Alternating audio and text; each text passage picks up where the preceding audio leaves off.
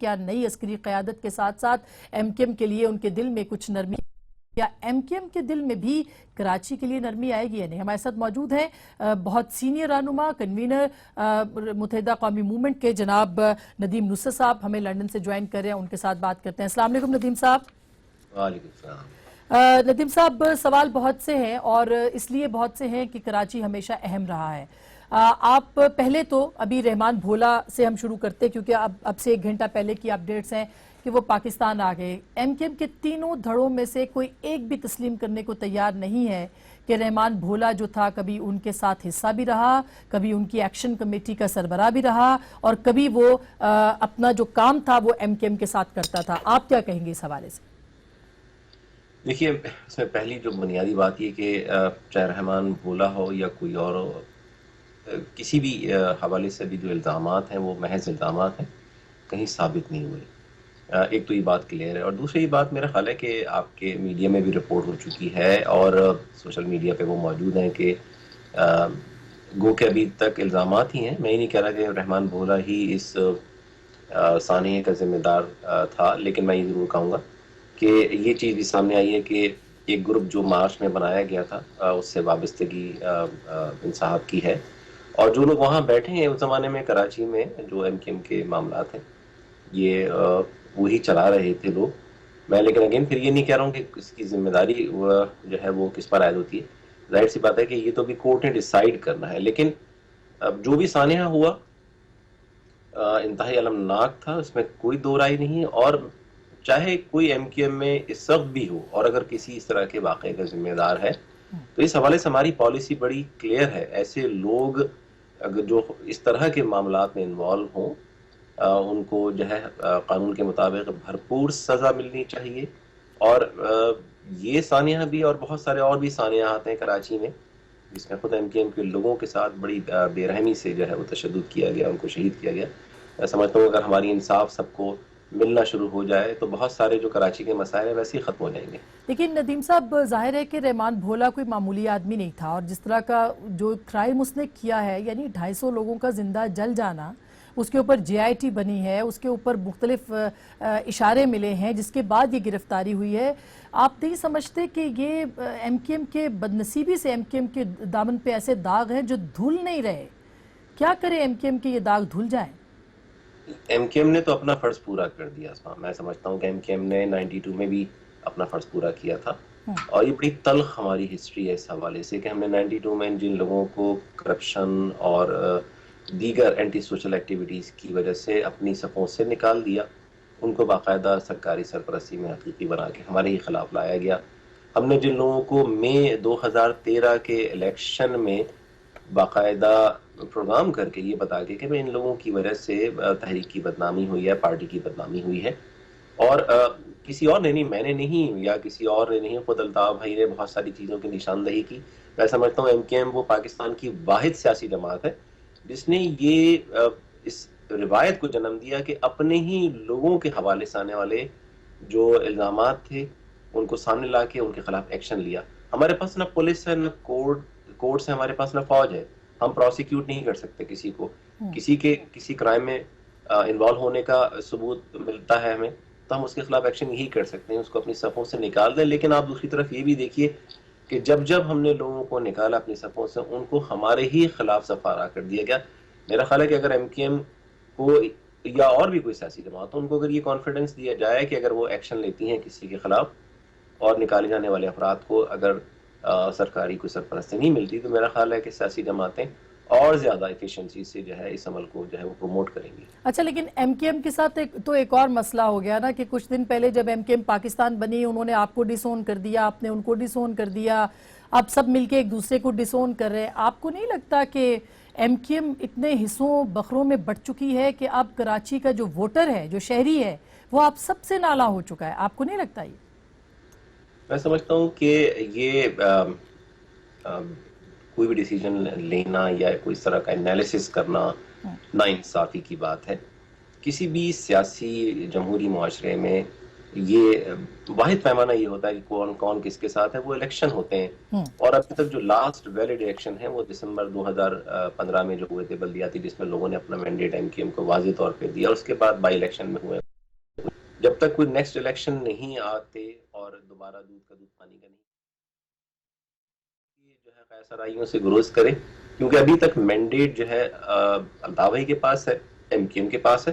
ہاں اگلے الیکشن میں لوگوں کو اختیار ہوگا، لیکن میں ذاتی طور پہ میرا کنوکشن ہے، جو میں ایک بات بار بار میڈیا پہ کہہ رہا ہوں، کہ لیول پلینگ فیلڈ جب اگر ایم کیو ایم کو دی جائے گی تو دیکھیے گا کہ تو ایم کیو ایم کی جو پاپولیرٹی ہے وہ جہاں تھی نہ صرف وہاں ہے بلکہ اس میں اضافہ ہوا ہے. اور اگین اب جیسے ہی جمہوری انداز میں ہمیں موقع ملے گا اس کو ہم پروف کر کے دکھائیں گے. یعنی آپ 18 کا جو الیکشن ہے اس میں حصہ لیں گے، اور اگر حصہ لیں گے تو ایم کیو ایم لنڈن کے پلیٹ فارم سے لیں گے، یا ایم کیو ایم پاکستان کے، یا ایم کیو ایم کوئی اور الف بے پے تے کچھ بھی لگا کے کیسے لیں گے ندیم صاحب؟ یہ تو بڑا مشکل ہو جائے گا آپ کے لیے. اس وقت آپ کی جو قیادت یہاں پہ ہے وہ انڈر اریسٹ ہے. آپ کے لیے یہاں پہ لیول پلینگ فیلڈ آپ خود جو ہے اس میں آپ کا اپنا کنٹریبیوشن بھی ہے، یعنی ایم کیو ایم کا، تو کیا کریں گے آپ؟ آپ نے پروگرام کے شروع میں خود فرمایا کہ تبدیلی بہت ساری جگہوں پر آئی ہے، اور میں سمجھتا ہوں کہ پاکستان کے عین مفاد میں ہے کہ ان تبدیلیوں کا عمل رکے نہیں بلکہ جاری رہے. ایم کیو ایم کو انفیئرلی ٹریٹ کیا ہے، گزشتہ 3.5 برسوں میں مارجنلائز کیا گیا ہے، اس کے مینڈیٹ کو ایکسیپٹ نہیں کیا گیا ہے. یہ سارے جو حصے بخوں کی بات ہو رہی ہے، یہ کوئی لوگوں نے رضاکارانہ طور پر نہیں کی، یہ جبر اور دباؤ کے تحت ہوئے ہیں. ایم کیو ایم میں دیکھیں، آپ خود بھی میڈیا میں بیٹھ کے اس چیز کو مانیٹر کر رہی ہیں کہ بہت سارے لوگ ایسے ہیں جن کے خلاف خبر آتی ہے کہ وہ مثال کے طور پہ بلاخبار کے ایک ذمہ دار کے حوالے سے خبر آئی کہ وہ امجد صابری کے قتل میں انوالو ہیں، اور چند دنوں بعد وہ پی ایس پی جوائن کر لیتے ہیں اور خبر آتی ہے کہ امجد صابری کے قتل میں کوئی اور انوالو ہے. تو ایک سسٹمیٹک انداز میں لوگوں کو کرمنلائز کر کے فورس کیا جاتا ہے کہ وہ ایم کیو ایم سے اپنے آپ کو لا تعلق کر لیں. تو یہ عمل رضاکارانہ طور پہ نہیں ہو رہا ہے، جمہوری انداز میں نہیں ہو رہا ہے، بلکہ یہ اس کے پیچھے کچھ ایلیمنٹس ہیں جو کہ فورس استعمال کر کے، اپنی پاورز کا ناجائز استعمال کر کے، جو ملک کی most liberal secular political party ہے اس کو مارجنلائز کر رہے ہیں. آپ کا اشارہ کس کی طرف ہے؟ آپ کھل کے بات کر سکتے ہیں. آپ کا اشارہ کن طاقتوں کی طرف ہے جو کہ مجبور کر رہی ہیں ایم کیو ایم کو کہ وہ ڈیوائیڈ ہو جائے؟ اسما، میں کوئی ایسی بات ابھی نہیں کہنا چاہتا کیونکہ ابھی میرا خیال ہے حقائق آپ کو بھی آپ کے علم میں بخوبی ہیں، میں سمجھتا ہوں شاید مجھ سے زیادہ ہوں، اور پورے پاکستان کے جو باشعور عوام ہیں ان کے علم میں سارے حقائق ہیں جو کچھ ہو رہا ہے. اور یہ ہمارے یہاں پہلی دفعہ نہیں ہوا ہے، بہت دفعہ ہو چکا ہے.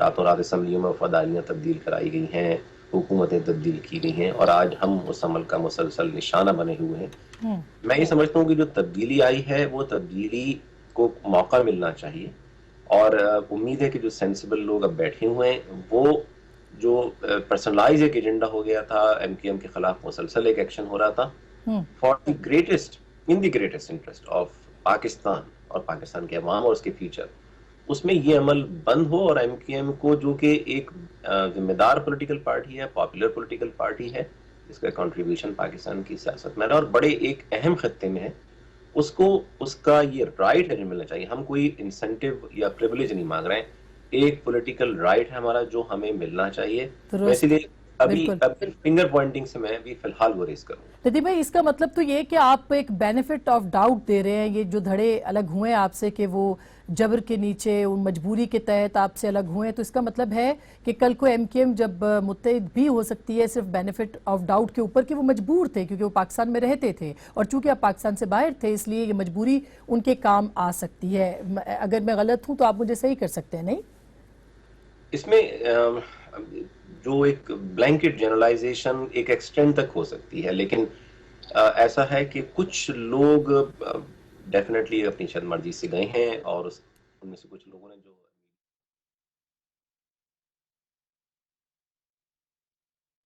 لینگویج یوز کی ہے وہ کسی طرح ایکسیپٹیبل نہیں ہے.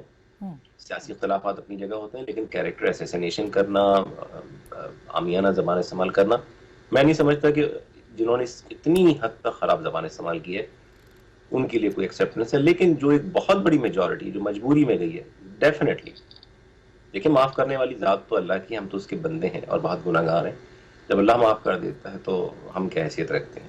اچھا، لیکن گورنر صاحب جو ہیں سابق گورنر، انہوں نے تو جاتے جاتے محسن کہہ دیا الطاف بھائی کو. تو آپ کے خیال میں الطاف حسین صاحب کو محسن کہنے سے انہوں نے اپنے رستے کھولے ہیں؟ ابھی ان کی پیپلز پارٹی سے ملاقاتیں بھی ہو رہی ہیں، لیکن وہ ایکسیپٹیبل ہیں یا نہیں آپ کے لیے؟ میرے لیے بہت مشکل ہوگا اس مرحلے پہ یہ کہنا کہ وہ ایکسیپٹیبل ہوں یا نہیں، جب یہ ابھی تو اس قسم کی صورتحال ہمارے سامنے ہے ہی نہیں کہ ان کے بارے میں ہم ڈیسائیڈ کریں. نہ انہوں نے ہم سے اپروچ کیا ہے، نہ ہم نے ان سے اپروچ کیا ہے. ہم نے جب 9-0 پر چھاپا پڑا تو اس کے بعد سے ان راستے الگ کر لیے تھے اور اوپنلی پریس کانفرنس کر کے الگ کیے تھے. اس کے بعد سے کوئی ایسی اس انٹرویو کے علاوہ انہوں نے ہمیں کوئی ایسا جواز نہیں دیا کہ جس سے ہم یہ سمجھیں کہ وہ ابھی بھی جو ہے ان کے ساتھ ہیں. لیکن اگر کوئی ایسی بات سامنے آتی ہے آگے چل کے ان کی طرف سے کوئی قسم کا اندیا آتا ہے، انڈیکیشن آتا ہے، تو ڈیفینیٹلی کیس بائی کیس چیزیں ڈیسائیڈ ہوں گی اگر آتا ہے.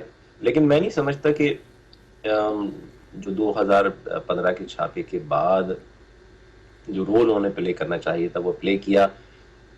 مجھے ذاتی طور پہ میں بات نہیں کروں گا، میں سمجھ رہا ہوں اوور آل میں پارٹی کے لیول پہ بات کروں گا کہ لوگوں کو یہ شکوہ ہے کہ ان کو اور ان جیسے جن لوگوں کو پارٹی نے ایک بہت بڑا نام اور مقام دیا، جب کرائسس کا وقت آیا، لندن میں مقدمات کا، یہاں پہ فائنینشیل کرائسس، یہاں پہ گرفتاریاں، یہاں پہ مقدمات، اور پاکستان میں بھی بہت سارے لوگوں کا جب ایک اچھا وقت دیکھا تو ایک برا وقت بھی پارٹی پر آیا، تو ان کو سٹینڈ کرنا چاہیے تھا، لیکن انہوں نے سٹینڈ نہیں کیا، جس سے پارٹی کے رینکس اینڈ فائل میں شدید مایوسی. اور یہ سوال اٹھ رہا ہے کہ کیا کل کو حالات بدلیں گے تو یہ لوگ پھر آ جائیں گے. تو ہمیں کہیں نہ کہیں اس سوال کو بھی ایڈریس کرنا ہے. ایک بیلنسنگ ایکٹ جو ہے وہ بڑا ضروری ہے. ظاہر سے درست بات ہے. یہ بالکل بہت اچھی آپ نے بات کی. اس کا مطلب تو یہ ہے کہ جو ایم کیو ایم ہے اس کے اندر بہت سارے علی رضا عابدی موجود ہیں.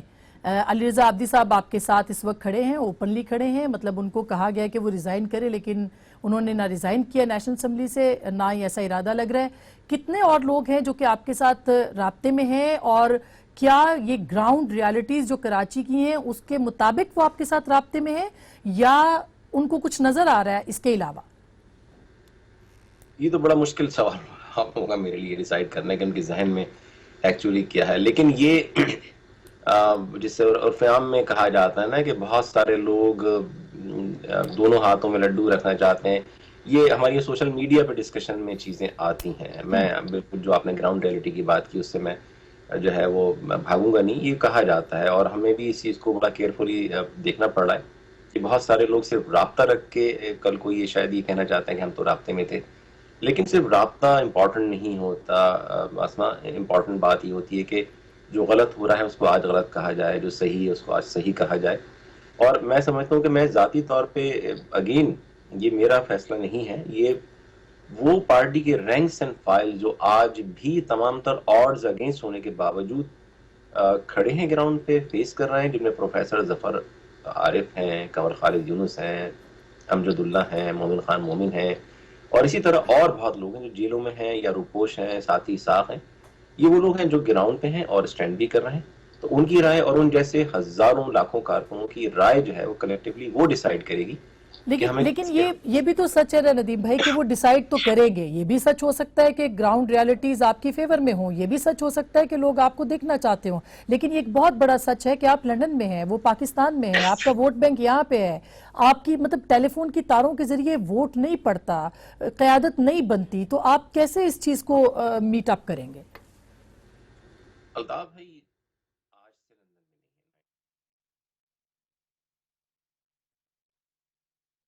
نہیں تھی اور رینکس اینڈ فائل نے مل کے ڈیسیجن لیا تھا کہ الطاف بھائی لندن میں ہو.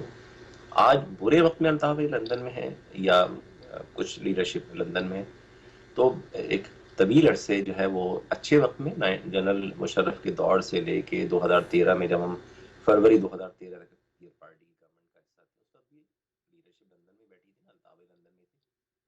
جب اس وقت کسی کو سینٹ کا ممبر یا منسٹر بننا تھا تو کسی نے سوال نہیں اٹھایا، جبکہ الطاف بھائی بار بار یہ چیزیں بتاتے رہی ہیں کہ دیکھیں تحریک میں صرف اچھے دن نہیں ہوتے. یہ جہاں آپ کو ایک اچھا پیچ مل رہا ہے، کل کو خراب حالات بھی آئیں گے اور آپ کو دونوں کو فیس کرنا ہے. میں اگر اچھے وقت میں مراد طلب کر رہا ہوں، پارٹی کے نام پہ وزیر ہوں، مشیر ہوں، ایم این اے، ایم پی ہوں، تو کل کو ایک جو کام کارکن جس نے کچھ نہیں لیا، اب جب وقت بدلا ہے تو یہ بھی تو میرا حق ہے نا. یہ بھی ٹاپسی ٹروی جو چیز ہوتی ہے، اپس اینڈ ڈاؤنز ہوتے ہیں، سوئنگز ہوتی ہیں. اس میں یہ بھی ایک ایلیمنٹ ہے سیاسی سٹرگل کا. اس کو آپ کیسے مینج کر سکتے ہیں کہ جیل جانے کا وقت آئے تو آپ کہہ دیں کہ بھائی میں گراؤنڈ ریئلٹی کی وجہ سے کھڑا نہیں ہو سکتا، لیکن سینٹ کا ممبر بننے یا وفاقی وزیر یا صوبائی وزیر بننے کا مرحلہ آئے تو میں لندن آ کے جو ہے وہ آشیرواد لے لوں الطاف بھائی سے. تو میرا خیال ہے اس کو پورے کانٹیکسٹ میں ہمیں دیکھنا چاہیے. لیکن بالکل، لیکن ندیم صاحب یہ بھی تو ایک ریالٹی ہے. مطلب الطاف حسین صاحب پاکستان نہیں آ رہے.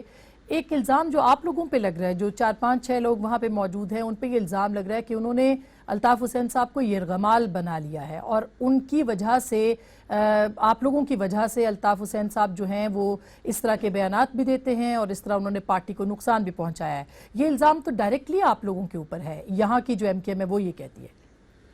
یہ بالکل یہ الزام ہے، اور میرا خیال ہے پھر ہمیں کریڈٹ دینا چاہیے کہ لندن جیسے ملک میں اگر ہم نے الطاف بھائی کو یرغمال بنایا تو it deserve a lot of credit دین. یہ تو خیر ایک لائٹر نوٹ پہ میں نے بات کہی، لیکن جو میں بہت کلیئرلی کہوں گا کہ یہ اس قسم کا ایلیگیشن یہ الطاف بھائی کی انٹیلیکٹ کی انسلٹ ہے، ان کی کریڈیبلٹی، ان کی انٹیگریٹی کی انسلٹ ہے. یہ پیور ایلیگیشن ہے. ابھی گزشتہ دنوں لنڈن میں ایک پروگرام ہوا تھا، آپ بھی تشریف لائی تھی، تو بہت سارے انٹلیکچوئل جرنلسٹ اس زمانے میں، اس وقت میرا خیال مہینہ 1.5 مہینے پہلے کی بات ہے، سب آفس آئے تھے، انہوں نے الطاف بھائی سے ملاقات کی اور اس میں یہ سوال بھی اٹھا. الطاف بھائی نے بڑا کیٹیگوریکلی اس کا اس میٹنگ میں بھی جواب دیا، پھر ایک ویڈیو میسج کے ذریعے بھی، اور اگین آپ کے پروگرام اس سے میں یہ کہتا ہوں کہ اگر PIB میں بیٹھا ہوا کوئی شخص اگر یہ سمجھتا ہے کہ الطاف بھائی کے پاس فیکٹس نہیں ہیں، آپ لندن کا آپ کے پاس سب کے پاس ویزا ہے، آپ ٹکٹ لیجیے، آئیے، آ کے بات کر لیجیے، دودھ کا دودھ پانی کا پانی ہو جائے گا، کلیئرٹی آ جائے گی. اگر الطاف بھائی اپنے منہ سے اگر کچھ اور کہیں گے تو وہ بھی سامنے آ جائے گا. لیکن یہاں ہو کیا رہا ہے کہ لوگ اپنی وفاداری، اپنی معصومیت کسی کو فون کر کے کوئی امریکہ میں بتا رہا ہے، کوئی جاپان میں بتا رہا ہے، لیکن جس شخص نے جس سے آپ نے وفاداری کا حلف لیا، جس کے لیے زندگی بھر کام کیا، آپ ان کو فون کر کے کلیئرٹی سے بتا دینا، یا لندن آ کے خود بات کر لیں. ٹھیک. لیکن میں آپ یہ بھی بہت اہم ہے کہ 92 میں بھی اسی طرح لوگوں نے الطاف بھائی کو چھوڑ دیا تھا. الطاف بھائی نے باقاعدہ ریٹائرمنٹ لی تھی، فورس کیا گیا تھا انہیں. اس وقت بھی میں بھی لندن میں تھا اور اس وقت بھی ہم نے الطاف بھائی کے ساتھ سٹینڈ کیا تھا، آج بھی سٹینڈ کر رہے ہیں. میں نے اس کے بعد بھی نہ کوئی سینیٹر بنا، صحیح منسٹر بنا، نہ میرے اور کوئی ساتھی بنے. تو میں سمجھتا ہوں کہ یہ ایلیگیشن صرف الطاف بھائی کو ویک کرنے کے لیے جو ہے لگایا جا رہا ہے. چلے اچھا، بہت بہت شکریہ ندیم نصرت صاحب. سوال بہت سے رہ گئے ہیں، کسی اور وقت کے لیے اٹھا رکھتے ہیں، لیکن بہت شکریہ آپ نے ناسازی تباہ کے باوجود ہمیں جوائن کیا. ایک چھوٹی سی بریک ناظرین ہم لیں گے. کراچی کے حوالے سے بات کرنا بہت ضروری تھی، اس لیے ہم نے کی ہے، لیکن بریک کے بعد ہم جو طیارہ حادثہ ہوا ہے، سانحہ ہوا ہے اتنا بڑا، ابھی تک اس کی دھول ہے اور ابھی تک وہ معاملہ بیٹھا نہیں ہے. اس معاملے کو بیٹھنے دینا بھی نہیں چاہیے کیونکہ یہ انسانی جانوں کا معاملہ ہے.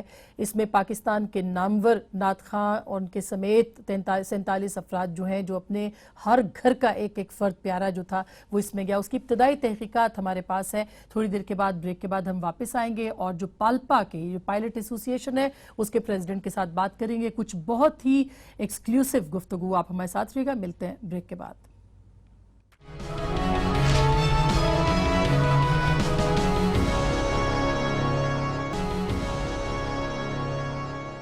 ویلکم بیک ناظرین، ایک دفعہ پھر آپ کو خوش آمدید کہتے ہیں. بریک سے پہلے ہم ندیم نصرت صاحب سے بات کر رہے تھے اور اب پروگرام کے اس حصے میں وہ حادثہ، وہ سانحہ جس کو کہ ہم بھلا نہیں پا رہے، پاکستان کے عوام نہیں بھلا پا رہے. ہر گھر میں بسنے والا اور جو بھی ہوائی سفر کرتا ہے، جو بھی شخص، اس کے دل میں ایک وہم، ایک دکھ، ایک غصہ اور ایک اندیشہ ہے جو کہ جنم لے چکا ہے اس حادثے کے بعد کہ یہ بار بار پاکستان میں حادثے کیوں ہوتے ہیں. اور اگر میں مبالغہ آرائی سے کام نہ لوں تو PIA کے سب سے زیادہ حادثے PIA کے جہازوں کو ہوئے ہیں. اسی کے اوپر جو آج تحقیقات ہوئی ہیں، فرینچ اور کینیڈین کمپنیز جو کہ آج اس جگہ پہ بھی گئیں جہاں پہ جائے حادثہ پہ، اور وہاں پہ انہوں نے انویسٹیگیشنز کی. ابتدائی معلومات تو ہم نہیں کہہ سکتے، لیکن ابتدائی اطلاعات ضرور آئی ہیں کچھ نہ کچھ، کسی نہ کسی حد تک، کہ اس بدقسمت حادثے یا اس بدقسمت طیارے کے ساتھ ہوا کیا. ہمارے ساتھ پالپا کے پریزیڈنٹ ہیں جناب خالد حمزہ صاحب، اور پائلٹ ایسوسی ایشن، ظاہر ہے کہ یہ پاکستان کی بہت ہی ایک اس کا نام ہے، ان کا بہت اچھا کام ہمیشہ ہم نے دیکھا ہے. ان سے آج بات کریں گے. السلام علیکم خالد خالد صاحب. وعلیکم السلام. خالد صاحب, ایک تو ظاہر ہے کہ یہ جو بھی حادثہ ہوا ہے, کسی بھی حادثے کو, اب خاص کر کے وہ جس کی انویسٹیگیشن بہت دیر سے ہوتی ہے, رپورٹیں کہیں چھپ جاتی ہیں, اس کے اوپر سرخ فیتہ آ جاتا ہے, کچھ بھی ہے, اس کا انسان کو, یعنی اس وقت کے پائلٹ کو, اس وقت کے کیپٹن کو جو ہے نا, اس کا مورد الزام ٹھہرا دیا جاتا ہے. اب تک آپ کو کیا لگا اس حادثے کے حوالے سے؟ یہ کسی بھی انویسٹیگیشن میں پائلٹ کو ذمہ دار ٹھہرا دینا سب سے آسان کام ہوتا ہے, کیونکہ اگر وہ خدا نخواستہ اس دنیا سے چلا گیا تو وہ واپس اپنی صفائی میں آ کر کچھ نہیں کہہ سکتا. اور اس سے اگر مان بھی لیا جائے کہ پائلٹ نے غلطی کی, کیونکہ اس سارے لنک میں آخری شخص جو ہوتا ہے وہ پائلٹ ہوتا ہے, اس پائلٹ کو ان غلطیوں میں دھکیلنے کے عوامل کیا ہیں, جس کو بولتے ہیں کاز آف دا کاز, وہ عوامل جن کی وجہ سے اس نے غلطی کی, ان پر پردہ ڈالنے کے لیے پائلٹ کے اوپر ڈال کر فائل بند کر دی جاتی ہے. 2006 میں فاکر کا بھی اسی طرح ہوا, اس کے کازز نہیں دیکھے گئے, اور ابھی کسی جگہ پر کوئی بات کر رہے تھے کہ جو ہم سیفٹی کی ریکمنڈیشنز ہوتی ہیں یا انویسٹیگیشنز کی ریکمنڈیشنز ہوتی ہیں, ان کے اوپر ہم پراپرلی عمل نہیں کرتے. لیکن ابھی اس کے اوپر جو ہے یہ سیفٹی انویسٹیگیشن بورڈ جو ہے, اس کی تحقیقات کچھ سامنے آئی ہیں. مطلب اطلاعات تو یہ ہے کہ جہاز جو تھا وہ ایک انجن پہ تھا, اور پائلٹ بالکل کام تھا کہ ایک انجن کے اوپر وہ فلائی کر سکتا ہے. کیا اس کی تحقیقات ہے؟ ایک انجن کی جب اس نے اطلاع دی, اور اس کی جو کاکپٹ وائس ریکارڈر یا ATC کا جو ریکارڈر ہے, جو اس سے بات چیت ہے, وہ اس سے میں نے بھی سنی ہے, وہ اس سے کوئی ایسا ظاہر نہیں ہو رہا تھا کہ کچھ وہ ہے, کچھ زیادہ کوئی ایمرجنسی میں ہے. ایک انجن ایک عام سی بات ہے, یہ ایک انجن پہ اس جہاز کو اڑانا کوئی ایسا کوئی بڑا کمال تو خیر میں کیا کہوں گا, کمال تو ہے, لیکن یہ ہے کہ کوئی اتنی بڑی ایمرجنسی نہیں ہے, غیر معمولی بات نہیں ہے. یہ ہو جاتا ہے, کبھی کبھار ہو جاتا ہے, اور یہ ہر پائلٹ اس چیز کا ٹرینڈ ہے, اور ہر جہاز اس چیز کا کیپیبل ہے, لیکن یہ اس سے آگے کی کوئی بات ہے. اچھا, آپ یہ کہہ رہے ہیں کہ مطلب کوئی ایمرجنسی نظر نہیں آ رہی تھی. جو صالح یار صاحب تھے, جھنجھوا صاحب, وہ بالکل مطمئن تھے, اور انہوں نے بتا دیا, یہ اڑتے ہی انہوں نے بتا دیا کہ جہاز کے اندر فالٹ ہے, یا بعد میں؟ نہیں, اڑتے ہوئے نہیں. یہ جہاز ٹھیک ٹھاک اس نے ٹیک آف کیا اسلام آباد سے پشاور سے چترال سے پھر دوبارہ ٹیک آف کیا, اور لواری آپ نے نام سنا ہوگا, لواری ٹاپ کے اوپر سے گزرتا ہے جہاز, اس پر کم از کم وہ 13,500 فٹ کی بلندی پر گزرتا ہے. 13,500 فٹ کی بلندی پر اگر انجن ان کا فیل چترال سے ٹیک آف کرتے ہی ہو گیا تو وہ 13,500 فٹ کی بلندی پر پہنچ نہیں سکتے تھے, وہ واپس چترال لینڈ کرتے. اس کا مطلب ہے کہ وہ لواری ٹاپ جو ہے وہ کراس کر چکے تھے. اس کے بعد کہیں ان کا کوئی انجن کسی وقت پہ فیل ہوا ہے جس کی انہوں نے اطلاع دی ہے, مجھے ایگزیکٹ ٹائم تو نہیں اس کا, مطلب مجھے یاد کہیں وہ لکھا ہوا ہے جس وقت انہوں نے اس چیز کی اطلاع دی. تقریباً 4:12 پہ سننے میں آ رہا ہے, تقریباً 4:10 4:12 کے آس پاس. اور جو کریش سائٹ کے اوپر جو گھڑی ہے وہ ٹائم بتا رہی ہے 4:21. اس کا مطلب یہ ہے کہ 9 منٹ پہلے انہوں نے انجن فیل کی اطلاع دی, اور اس سے پہلے انہوں نے تقریباً کریش ہونے سے 6 8 10 سیکنڈ پہلے مے ڈے کی کال دی. مے ڈے از کہ now the game is over. May day صرف 2 صورت میں پائلٹ دیتا ہے, ایک ایسے کوئی انکنٹرولبل فائر, یا جہاز از انفلائیبل, دا ایئر کرافٹ از انفلائیبل. صرف ان 2 صورتوں میں دیتا ہے, اس کے علاوہ مے ڈے کی کال کبھی نہیں دیتا. تو یہ آپ کہہ رہے ہیں کہ جو 12 منٹ سے لے کے 21 منٹ تک کے وقت میں اس نے جب میڈے کی کال دی تو اس وقت تقریباً کچھ سیکنڈز پہلے اس نے دی, اس کے علاوہ نہیں دی. اس سے پہلے اس کا مطلب ہے کہ جہاز فلائیبل تھا. اسی دوران ہمیں کسی کے شواہد ملتے ہیں, ریڈار کے پکچر سے ملتا ہے, ریڈار کی ٹرانسکرپٹ سے ملتا ہے کہ جہاز نے تقریباً 6,000 فٹ 1 منٹ کے اندر اس نے ہائٹ لوز کی ہے. یہ ہے وہ 6,000 feet per minute 6,000 feet per minute. یہ عام حالات میں بالکل, چاہے آپ کوشش خود بھی کر لیں تو نہیں ہو سکتا, یہ جو مرضی کر لیں. مطلب یہ ایویشن میں میری سوچ سے باہر ہے یہ چیز. یہ کس وجہ سے ہے, یہ ایک سوال ہے جو ابھی تک ان ایکسپلین. یعنی 12 منٹ کے بعد وہ ٹھیک تھے, لیکن 21 منٹ سے کچھ دیر پہلے 6,000 پر منٹ انہوں نے نیچے وہ آئے ہیں. پھر اس کے بعد 7,500 فٹ کے اوپر جہاز کو انہوں نے سنبھالا, جہاز سنبھلا ہے, دوبارہ اڑا ہے, پھر ڈولتا ہوا اس کا مطلب ہے کہ اس کے بعد جہاز اڑنے کے قابل تھا، اور جس وقت انہوں نے مے ڈے کی کال دی، اس کا یا تو میں نہیں کچھ کہہ سکتا ابھی قبل از وقت ہے کہنا کہ یا کوئی کنٹرولز پرابلم ہے یا کسی اور ایسی کوئی چیز ہے جس سے وہ جہاز فلائی ایبل نہیں رہا، تب اس نے مے ڈے کی کال دی ہے۔ کہ وہ ایک انجن کے بغیر دوسرے انجن کے اوپر چلے گئے، موسٹلی وہ تو پہلے ایک انجن انہوں نے رپورٹ کر دیا کہ جی ایک انجن رپورٹ کر دیا کہ میرا فیل ہے، اور اس کے اوپر وہ 13,500 فٹ مینٹین کر رہے تھے، اور یہ جہاز کی پرفارمنس کہ بالکل اس کے مطابق ہے، اس کے اندر ہے، ایسی بات نہیں ہے کہ جہاز 13,500 فٹ ایک انجن پہ مینٹین نہیں کر سکتا، کر رہا ہے۔ اس کے بعد انہوں نے نارمل ڈسینٹ شروع کیا، نارمل ڈسینٹ شروع کرنے کے کچھ ہی دیر کے بعد یہ جو میں آپ کو بات کہہ رہا ہوں کہ 6,000 فٹ پر منٹ کے حساب سے جہاز نیچے پتھر کی طرح گرا ہے۔ اچھا، آپ نے کہا کہ آپ نے کانورسیشن بھی سنی ان کی جو کنٹرول ٹاور کے ساتھ صالح جنجوعہ صاحب کی ہوئی ہے۔ میں ایک ناظرین چھوٹی سی بریک لینا چاہتی ہوں، اور میں یہیں سے کنیکٹ کروں گی کہ اگر پائلٹ بالکل کام تھا اور اس کے بعد 6,000 فیٹ پر منٹ کے حساب سے اگر جہاز گرتا ہے، یعنی پتھر کی سپیڈ سے بھی زیادہ یہ سپیڈ ہے، تو یہ کیا ہوا اچانک، یہ کس طرح ہوا؟ ابتدائی تحقیقات جو پائلٹس کے صدر ہیں پائلٹ ایسوسی ایشن کے، ان کے پاس نہیں آئی تو کہاں آئی ہوگی؟ ایک چھوٹی سی بریک کے بعد بات کریں گے کہ صالح جنجوعہ کہہ کیا رہے تھے۔ بریک کے بعد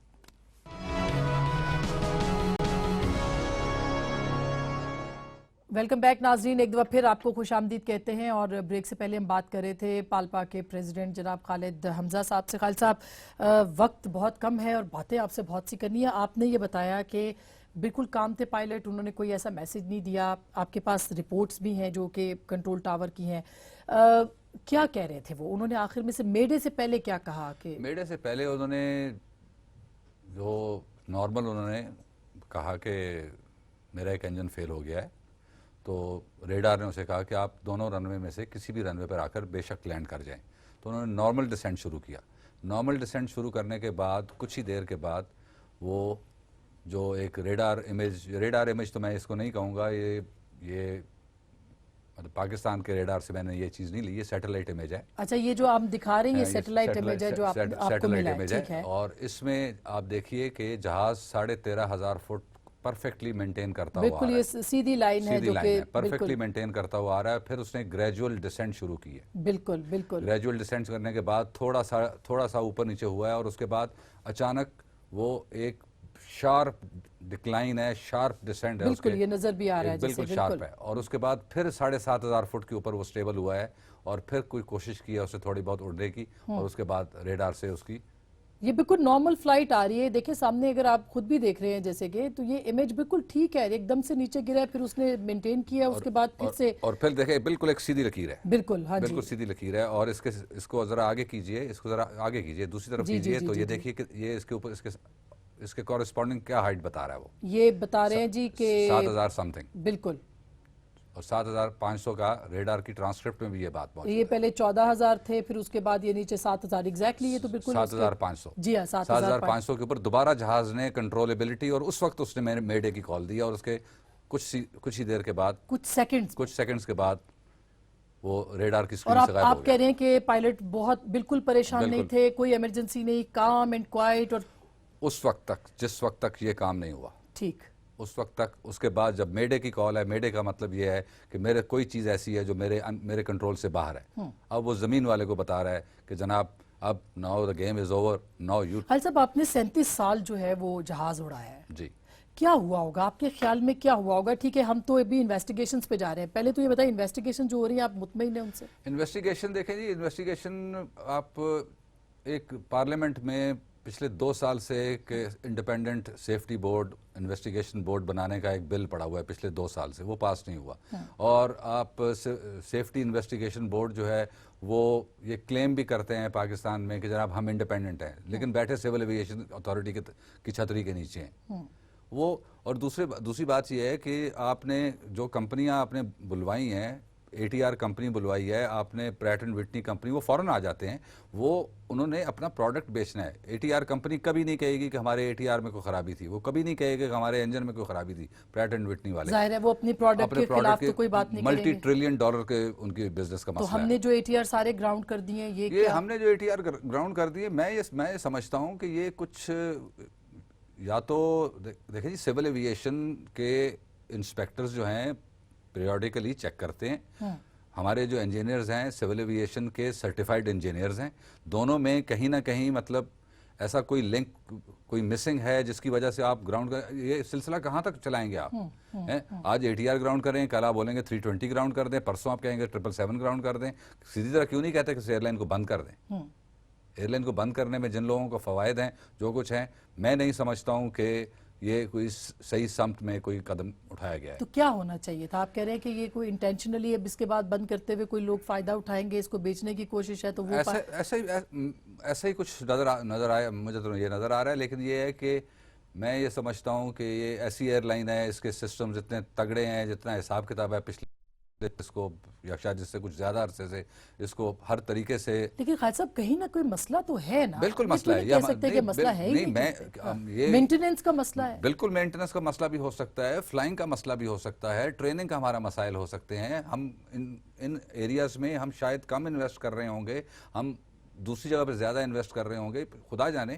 لیکن بات یہ ہے کہ آپ صحیح جانب یا اس کو قومی ایئر لائن آپ خود آپ میڈیا والے بھی, پی آئی اے کا کوئی حادثہ ہو جائے یا پی آئی اے میں کچھ ڈسکرپنسی, فلائٹ لیٹ ہو جائے تو آپ لکھتے قومی ایئر لائن, کسی اور ہوگا تو آپ لکھتے ہیں نجی ایئر لائن. کسی نجی ایئر لائن نے آج تک ناردرن ایریا فلائی کیا ہے؟